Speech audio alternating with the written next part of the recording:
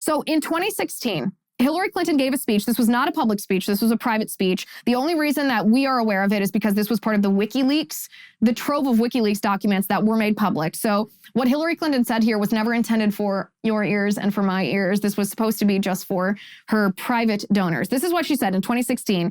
She said, quote, "We were even up against phony environmental groups. And I'm a big environmentalist," she said, "but these were funded by the Russians." Even Hillary Clinton knew. Like this actually surprises me. When I read that, I thought, really? Hillary Clinton knew? Hillary Clinton, of all people, knew this. And she admitted it, albeit to a private audience. She didn't necessarily think that you and I would hear about this. Hillary Clinton knew about this. So this wasn't, again, the reason that this is so important, or the reason I thought that this was so important when I read this, is because I thought, okay, there are a lot of things that Republicans think are important. Republicans think election integrity is important. We think that there's evidence of electioneering in the 2020 election. Democrats don't agree with that. You know, Republicans think that the FBI and the special counsel abused their power and targeted President Trump. The Democrats don't agree with that. Now, there are a lot of issues like that where there's information that Republicans consider to be smoking gun information or bombshell information that the Democrats don't know about because they don't agree with the premise of the topic at hand. Again, whether it's election integrity, whether it's FBI malfeasance in targeting President Trump. But this is an issue that both sides knew.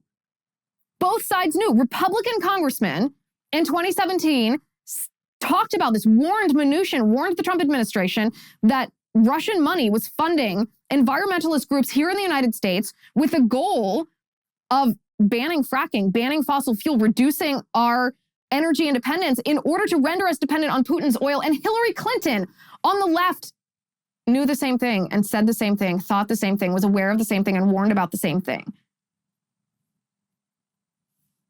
Mind-blowing. Mind-blowing. I mean, the idea that something, a political topic as pervasive as climate change, as pervasive as fossil fuels, as pervasive as green energy, the idea that this is not just a domestic issue, even if there's arguments between Republicans and Democrats or science-based people and ideology-based people, science-based meaning those who understand the world is not going to end in 10 years, and ideology-based meaning those who view climate change as a religion and not as a theory or a science that it is. The fact that this isn't just a family fight within our country, the fact that this is funded by the Russians is one of the most significant parts of what's happening right now. Putin invading Ukraine, Putin killing thousands of Ukrainians, Putin trying to take over Ukraine. And the point of all of this is that we never needed Russian oil. Europe never needed Russian oil. This was a deliberate choice to be dependent on Putin. And maybe people were duped.